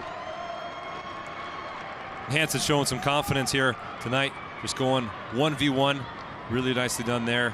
Tries to take the defender to the byline. Not going to get around everybody there, but nicely done there from Harold Hansen. Anguiano plays it short to Wharton, back to Anguiano. Left-footed cross in. Over the head of Langsdorff, and a foul called on Portland. Hour in here at Providence Park. Fletcher Johnson, Nat Borchers here with you. 7 goals so far, 5 to the home side, T2, 2 for your visitors, Tacoma Defiance. Asprilla, for the 2nd time this season in as many matches, a brace against Tacoma Defiance. Did it back on May 12th up in Tacoma. Done it here tonight. A goal in the first half from his head, and then a penalty kick goal that was earned by Foster Langsdorff in the second half, 48th minute. Here's Ocampo Chavez 1v1 versus Smith. Briefly gets around Smith, will send the cross in towards the back post. No one there. Buona will chase it down though before it rolls across the end line. Defended by Hansen and back out to Hines. Buona overlapping run coming from Hines, but too much on that ball as it rolls across the end line. Fans, you can continue to enjoy the USL on ESPN through the 2020-2022 season. The USL is excited to announce that the championship in League One will remain with the leader in sports for 3 more years. ESPN Plus will continue to be the home of all things USL, and at least 19 games a year will be featured on the ESPN family of networks, including 9 games on ESPN Deportes. Continue to follow, support, and watch your club on ESPN and ESPN Plus.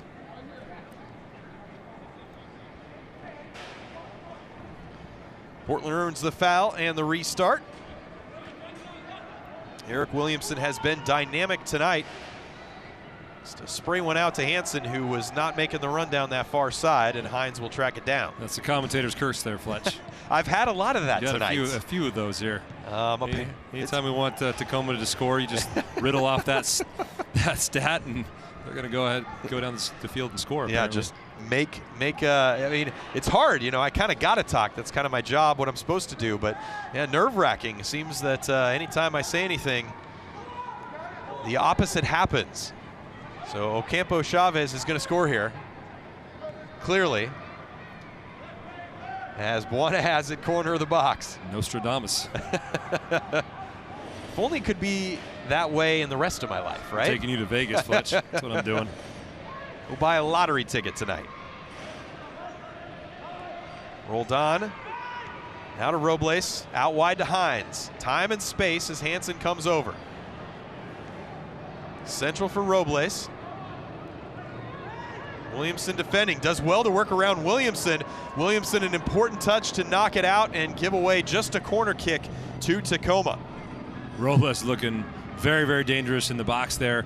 A bit too casual there from Williamson on the defensive side here, but he does just enough. Look at Robles just twisting and turning through the box.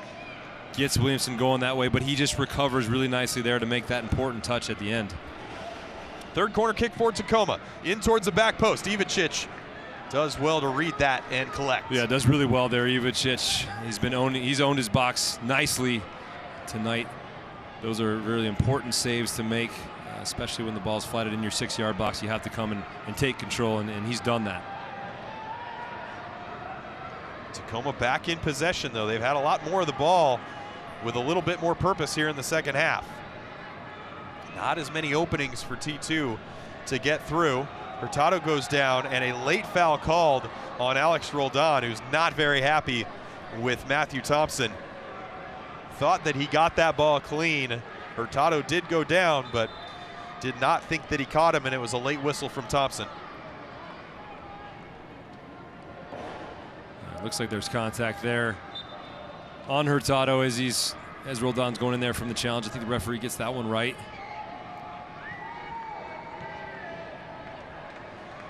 Saw a lot of one-touch stuff from T2 in the first half that helped open up space, time, and opportunity, and they took advantage of it.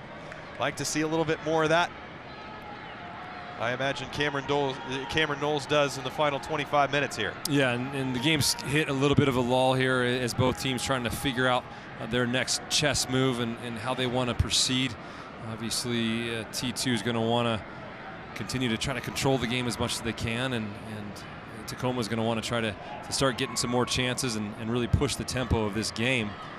But again, I think it's really the onus on T2 to try to kill this game off and use that simple possession to their advantage. And Asprilla earns a corner kick. He was in a physical battle there with Nick Hines, and he ended up winning it as Portland readies their second substitution of the night. Christian Ojeda set to come on. Ojeda and his deadly left foot will come on here, but not before the corner kick is taken, the 6th of the night for T2. Anguiano will float this one. Asprilla nearly got ahead to it as Muse was late to come out. And now Tacoma on the counterattack. Look at Ivicic 50 yards off his line to knock that one out, as there are a couple Tacoma players deep behind the Portland defense. So we'll see the substitution come for Portland. It'll be Brian Hurtado coming off. Got on the scorer's sheet tonight, opened the scoring in the 3rd minute with his 6th goal of the season, Nat.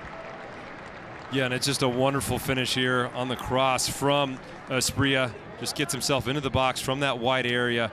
Nicely timed run, nicely done with his finish.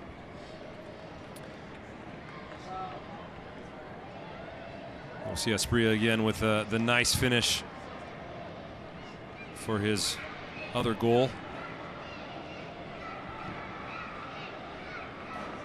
So Ojeda on, the 20-year-old from Argentina on loan from Club Atlético Talleres. 2 goals, 2 assists in 23 appearances coming into tonight. As he's made a couple U20 appearances for the Argentinian men's national team. The U20 team, that is, against Spain and Italy last season. Physical battle between Williamson and Buona. Buona wins it, gets around Wharton. Now off to Daly. Daly has time and space, but Wharton with an important block of that cross from Daly, and said it came back off of Daly for a goal kick. And Buona here like a knife through butter against this T2 defense. Just moving around Wharton there like he's not there, able to play it wide. And then Wharton with a really important slide tackle there to make sure that he puts out that fire. T2's got to stay alert here. This is an important part of this game. Crucial moments here. Here's now Asprilla dribbling into the 18 before he faces any pressure. Cross back post. No one making that run. Sierakowski was making the run right in the central part of the box, but it was too far out in front of him. Another chance goes begging for Portland. Yeah, with the commitment of numbers forward from that Tacoma side, the space was open there for Asprilla to attack into.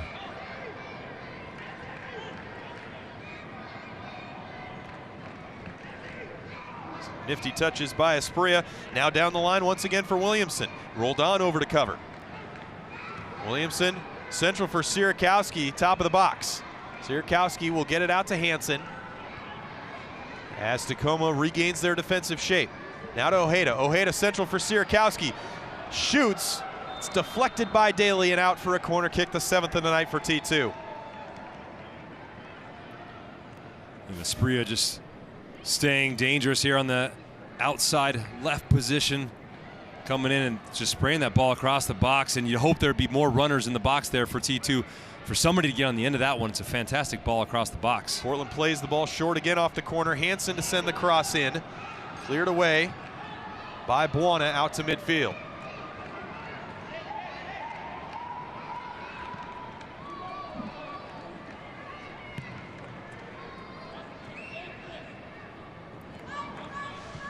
Portland looking for their 10th win of the season as Asprilla turns Daly. Daly's out of gas. Asprilla running full legs a blow. Here he comes. Heavy touch and ends up in a corner kick, the 8th of the night for Portland. Yeah, that just typifies the difference in levels from Asprilla, who's just so experienced and a full-on professional player, against Daly, obviously still learning his trade, but Asprilla has looked very dangerous tonight. He's brought his A game. He's definitely done his job in terms of running these channels. Anguiano looks in towards a penalty spot. Header won by Ocampo Chavez and a foul called on Foster Langsdorff.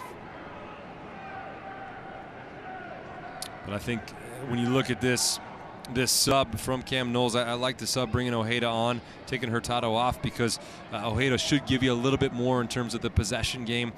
He plays a little bit more as an inverted winger, so he should be coming in here just like right now, getting on the ball and trying to create, trying to find the next pass, and hopefully maintaining a little bit more possession here for T2 as they just try to run this game out. The final 20 minutes is going to be very important for them just to keep that possession as much as they can. Langsdorff touches it over to Sierakowski. Shot from Hurtado, just wide.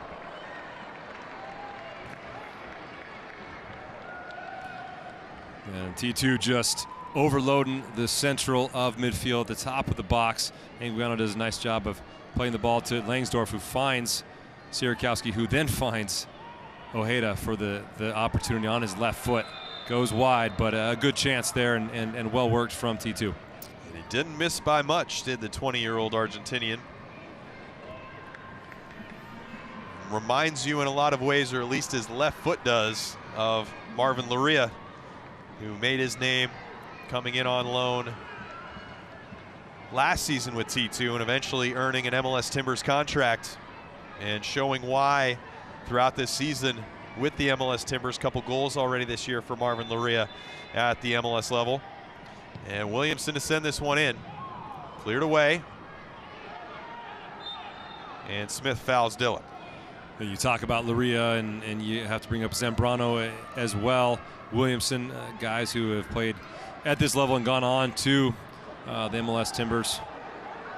So important that's the goal for all these players, is to step up to the next level. And again, performances like this are so vital to getting the attention of Giovanni Savarese and the rest of the coaching staff for the Timbers, and getting those opportunities to go and play at the higher level. We'll see the third and final substitution for Tacoma here at the next stoppage in play. Sierakowski just clears it all the way out to Muse.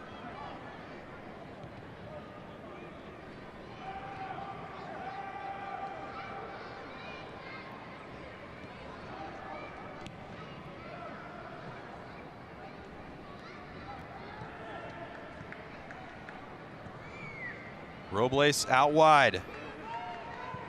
Cross comes in. Wharton, important that he cleared that out as Dillon was lurking behind him. Wharton and Dillon have had such a good little battle this game so far. It's been fun to watch the two of them go at it. Final substitution for Tacoma is Herbert. Robinson Garcia coming on in place of Chris Heggert. So Robinson Garcia, the 23-year-old Mexican national, come over, was a Santos Laguna youth, played for the senior side in Copa MX, actually ended up participating with the US U20s in camp back in 2013. Making just his third appearance of the season is Robinson Garcia.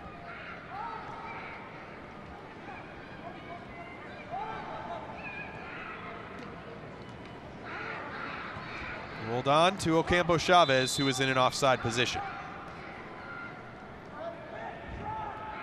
Well, that's one of those matches, Nat, that you know, Cam, if Portland is able to walk away victorious in this one, we'll be happy with the way his side played, but still will have plenty to work on with his team, because Tacoma certainly shown some more flashes of being dangerous here in the second half than they did for the majority of the first half. Yeah, and you look at the defensive breakdowns for those goals, certainly things that you could do a lot better with, and I think for Cam, you know, being a former center back, you know, putting the emphasis on defending first, he's going to want his side to defend a lot better, and I think, again, you know, as you look forward towards future fixtures, that's the kind of performances you want, you know, on the defensive side. So some things to work on still, but on the offensive side, the positives are that they did create goals. The quality really so good in the final third from his side.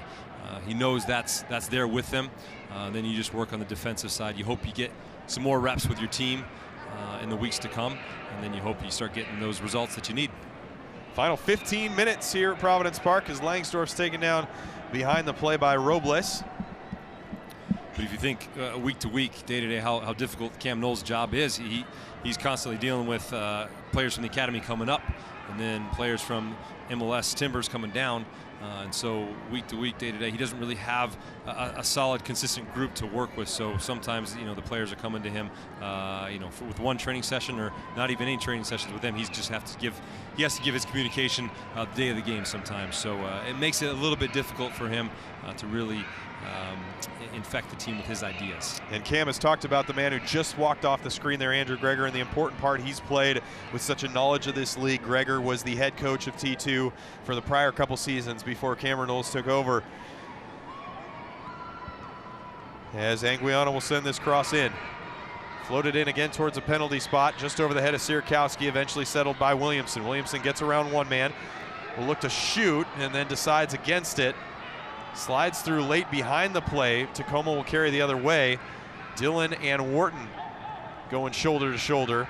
And then Wharton and Dillon once again going at it. And Dillon called for the foul this time, and Dillon hits it off the advertising boards.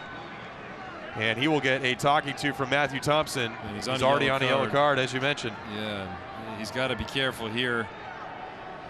Really have liked, though, the matchup between these two players as he gets a talking to from the referee, because he's trying to run in that space, and Wharton's matching him pace for pace, just gets himself in between the ball and the man. Obviously upset with the foul.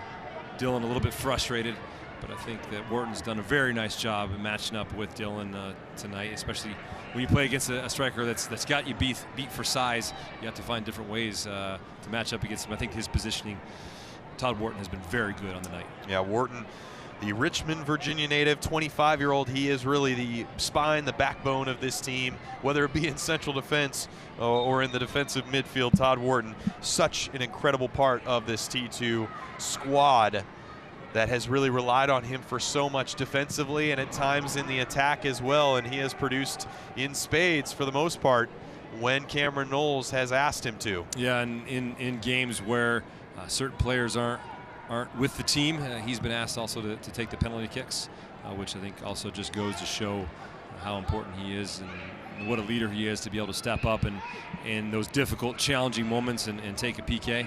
and is the only player on this T2 roster to have taken more than one penalty kick and be perfect from the spot. Penalty kicks were tough for Portland early in the year. He is 3 for 3, scored one against Fresno, another against Tulsa, and then a final one against New Mexico United most recently on August 10th. The only other player to be perfect from the spot this year is Eric Williamson, who's just taken one, and that was back on April 27th against New Mexico United. Yeah, it was just a carousel of different penalty kick takers early on in this season, and nobody really being able to step up and be the man.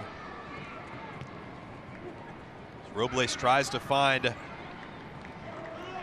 his man, Robinson Garcia, on the through ball, cut out by Portland, but quickly won back by Tacoma.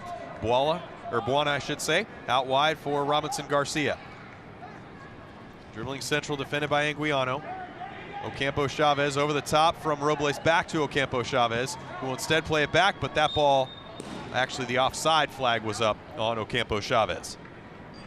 And Tacoma just showing signs that they still want to be in this match, but not really creating the chances that they're going to need to get that next goal.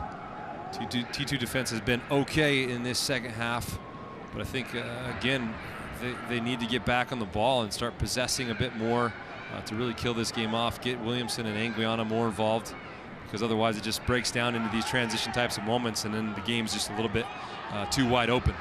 Here's Asprilla talking about wide open. He's in a ton of space, dribbling at the defense. We'll cut it back central, play it out wide. This time Ojeda, top of the box. Sierakowski shouldered off it. Good work there by Berkholz, but he does concede a corner. Yeah, Berkholz with a very nicely timed challenge there on Sierakowski, who was just trying to get around him to get that shot off. And we will see the third and final substitution for Portland tonight. It will be at right back, Caleb Kiner, the academy player, 17 years old. Was at the time the youngest player to appear in a T2 match back on August 10th against New Mexico, as he's actually just 16 years old, just before his 17th birthday. He'll come on in place of Harold Hansen, who goes 80 minutes tonight. Nat, your thoughts on the performance of Harold Hansen? Yeah, I think Hansen did a really nice job in the attack, got himself forward, obviously got himself an assist. Really impressed also with the way the way he went at his defender 1v1 when he was in those open areas. He's got that power, and he's got that athleticism to get around, but I think positionally, defensively, still needs some work. But that's just going to come with more reps and more time, and it'll be fun to watch Caleb Kiner get a few more reps as well. A young player that the academy really thinks highly of at this moment. Here's Sierakowski, gets by one man. Now is doubled down in the corner. Can't do anything to keep it in play, though, and it's out for a goal kick.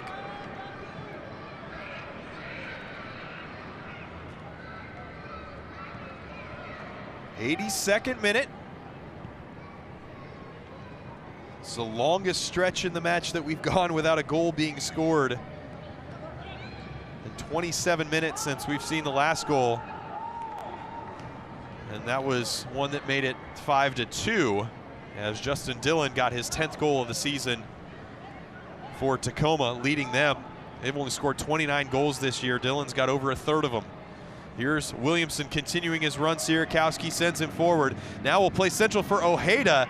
Couple different players running onto it for T2. Now falls to Anguiano, top of the box. He'll go out wide to Langsdorff. Back to Anguiano, shoots, and it's a sixth for T2. Great unselfish play between Anguiano and Foster Langsdorff. And Anguiano with his second goal of the season.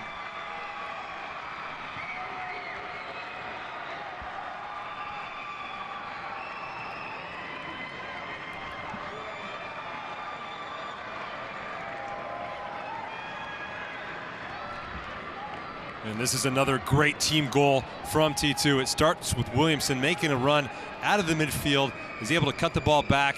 Ojeda's able to get on the end of it here. And then it's just nice play between Langsdorff and Anguiano. They're very unselfish from Langsdorff. He commits both defenders, passes it back to Anguiano, and it's a nice finish there from Anguiano to tuck the ball into that far post. Nothing that Muse can do to defend against that one. Now T2's got the 6th goal. I would like to point out that right before that I said we'd had the longest goal drought in this game, and there you go. Bad pass forward, picked up by Anguiano. Now to Langsdorff. Langsdorff dribbling central, finds Ojeda, preps, shoots, off the post after a deflection or a save by Muse. Now it will be Sierakowski, he goes off the crossbar, falls to Langsdorff. Langsdorff in for Sierakowski, can't control it, and Tacoma will release pressure. My goodness. Every time you say something about a stat, Flatch. cannot get away with it tonight. My goodness. I mean, at this point, it's just impressive, right? Yeah, it's uncanny right now. Need a little action in this game. All you need to do is go to your stats, and there you go. Ivicic clears out to midfield.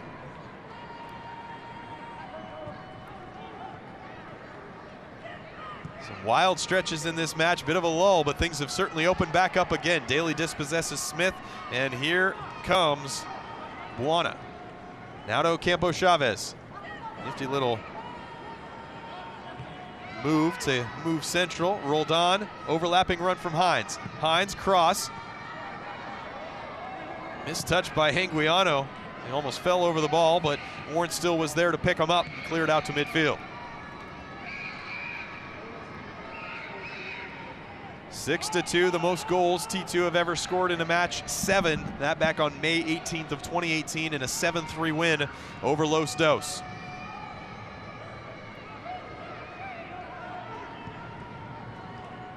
Ocampo Chavez deemed offsides by near side official Andrew Marahart. Yeah, still catching our breath from this last opportunity for T2. Langsdorff finding Ojeda, who just ricocheted one off the post. It's a nice save there from Muse. And then it's Sierakowski just rattling the cage there with his left foot. What a powerful shot there from Sierakowski. Things really opened up there for T2, but you can see the composure they're able to have now, being up 4 goals and kind of having their way here with the Tacoma Defiance defense. But you have to say, Asprilla, he's had his hand in a lot of these goals tonight. Without him, I think it might have been a bit more challenging for T2. He's just done such a good job of coming in here and showing his hunger and his fight. We have officially a goal, make it 2 goals for Dairon Asprilla tonight.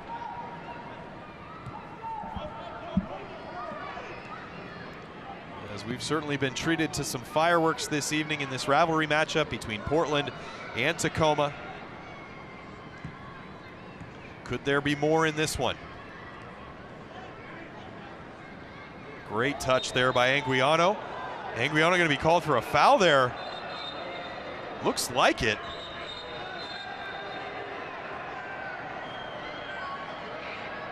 Yeah, I'll have to take another look at that one. Seen that play made multiple times. Never a foul called. What do you think, Nat? Anguiano coming in here. Seems like he gets all ball there. Take another look at a different angle there. He does come in high with that right foot.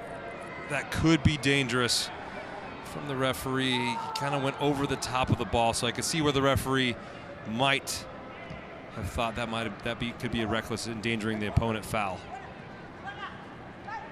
Buona tries to stop the ball to get Smith off of him, but Williamson there to collect. Here comes Asprilla, again in acres of space. Near post run coming from Ojeda behind him. And Hines able to beat Langsdorff in a foot race to that one to get it to Robinson Garcia. Ocampo Chavez. Dillon was in an offside position, so he let it run on, and Ocampo Chavez went to collect. Now here's Robles, defended by Williamson. 2.5 minutes plus stoppage time remaining. Portland up 6-2. Haven't been too many stoppages in play, so wouldn't expect more than a couple minutes. When Mike Hohenholz raises that board with minutes on it as a foul is called on Portland. Robinson Garcia, the player to earn it.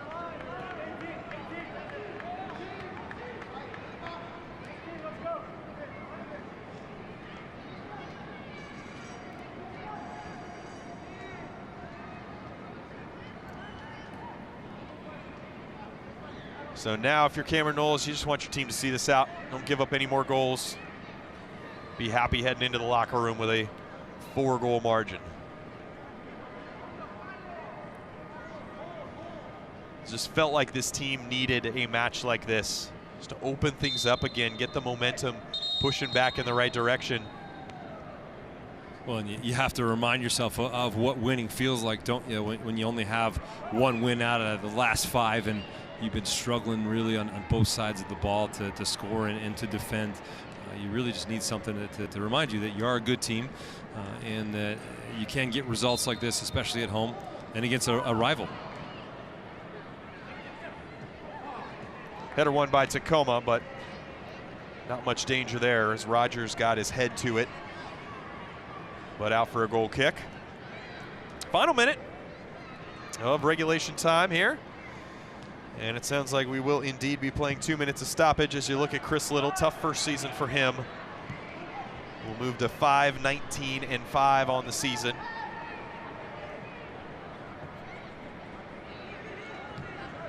And you have to just look at how easy T2 was able just to get into some of those wide areas and get crosses off. The defense from Tacoma just wasn't really up for it. They didn't show that urgency when the ball got wide, and then in the box, obviously, not box defending, and you know, playing against an opponent in T2 that. Bad turnover there from Williamson, and now here's Ocampo Chavez, shoots, and a 3rd goal for Tacoma. So a bit of lax play from Portland allows Tacoma to pick up a 3rd goal.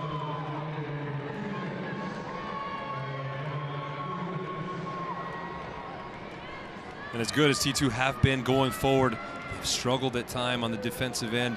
This comes in transition. Eric Williamson taking too much time on the ball, losing possession there. Robinson playing the ball to Ocampo Chavez, and he does a really good job of turning Todd Wharton there and just firing the ball into the back of the net. A little unlucky there, Todd Wharton not to win that challenge. And nothing Ivicic can do about that finish there. It's a good finish. And we're into the 2 minutes of stoppage time, nearly a minute in, as that goal came right at the start of the 90th minute as Wharton caught a bit out of position. Ocampo Chavez picks it up.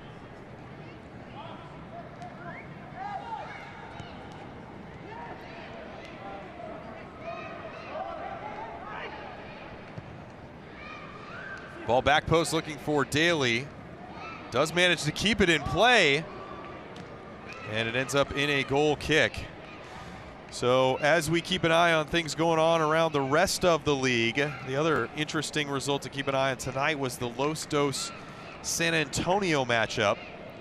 They are 1-1 in the 71st minute, so if that result holds, Portland and San Antonio would be level on points. LA, New Mexico, and Austin would be 2 points above Portland and San Antonio. So Portland playing Austin in their next match on the 29th could be a big one for playoff hopes for both teams. As we're nearly through the added 2 minutes, Spria plays it down the line for Smith, who's able to keep it in play. Smith dribbling towards the box to Sierakowski, who shoots, and it's high. And there's the final whistle from Matthew Thompson. Well, 6 goals for T2, second most they've ever scored in a match. Dominant in many ways from start to finish. Certainly some issues they'd like to square away on the defensive side of the ball in that, but certainly a big win for them heading down the stretch as they try and turn things back in the right direction with the hope of making the playoffs for the 2nd consecutive season. Yeah, they absolutely did. Then this was a huge one for them. They had to get this game right, had to get the result, and they certainly did it. Let's go to the 3rd minute as we look at the highlights as Brian Hurtado would open the scoring for Portland. Yeah, and it comes in this wide channel here. Spria just making the run. Villanueva just sitting off him, and Spria with just the dime cross into Hurtado, making the run in the box for the first goal. Well, Spria got the assist on the first one. He got to score the second one. Yeah, and this is just a good run there from Langsdorf again into the channel, and he looks up and he sees a wide open Esprit in the box, and he does such a nice job to finish that cross. Nearly added another a couple minutes later, but we moved to the 40th minute, and it was Ryan Sierakowski getting into the act. And this is one of the great team goals that T2 scored tonight. It starts in the back and just moving forward. Hurtado gets on the ball here, and it's Hansen with the overlap, and he does such a nice job to look up and find Sierakowski on that back post there. So it's 3-0, 42nd minute. Tacoma would pull one back thanks to Alex Roldan. Yeah, this was a defensive breakdown on the right-hand side. Buona does a nice job of getting in behind, pulls Wharton out, which also pulls out the right back, or the left back, I should say, and it's a good finish from Roldan on the far post. Marco Farfan earned a free kick, corner of the box, and it was Eric Williamson who finished it. Yeah, what a hit this was from Eric Williamson, just blasting that ball into that upper corner. It hits off the bottom of the crossbar, nothing that Muse can do. So it was 4-1 at the break. We continue on, and it would be Foster Langsdorf that would earn a penalty kick. Yeah, Foster Langsdorf doing what Foster Langsdorf does the best, is just causing problems for defenders in the box. It's an easy call for the referee, who awards the penalty kick for T2. Esprit had a goal and assist in the first half, had a chance to add a second with a penalty kick. Yeah, and it's a really well-struck penalty here. The goalkeeper guesses to the right-hand side, but Esprit just is able to put too much power on that ball and hits it into the back of the net. So if you're Portland, you're feeling good at this point, but then 6 minutes later, Justin Dillon answered for Tacoma. Yeah, it's a good transition goal there from Tacoma. Dillon missing an earlier chance, misses that first one, but is able to recover, get his composure, and tuck that ball away into the far post. So after about 29 minutes, it would be Carlos Anguiano that would get on the scoreboard for Portland. And then this is actually the last goal here for Tacoma Defiance. It's comes off of a loss of possession from Williamson, they're able to get a goal back there, the Defiance, but it ends up being a good scoreline for T2. Yep, 6-3 as Portland will next play a match back in this building on September 29th, a 1 p.m. kickoff at Providence Park against Austin Bold FC. And my goodness, what could be on the line playoff-wise in that one. Well, that'll do it for us here tonight from Providence Park. Want to give a quick shout-out to our producer, Tony Smith, who's with us for the final time tonight. Great job all season making us look good on the airwaves. Portland victorious 6-3 over their rival Tacoma Defiance here tonight. 5 matches remain for T2, who are now 10-11-8 on 38 points this season. For Nat Borchers, our entire team behind the scenes, I'm Fletcher Johnson. We'll talk to you September 29th for Portland Timbers 2 and Austin Bold. Enjoy your weekend.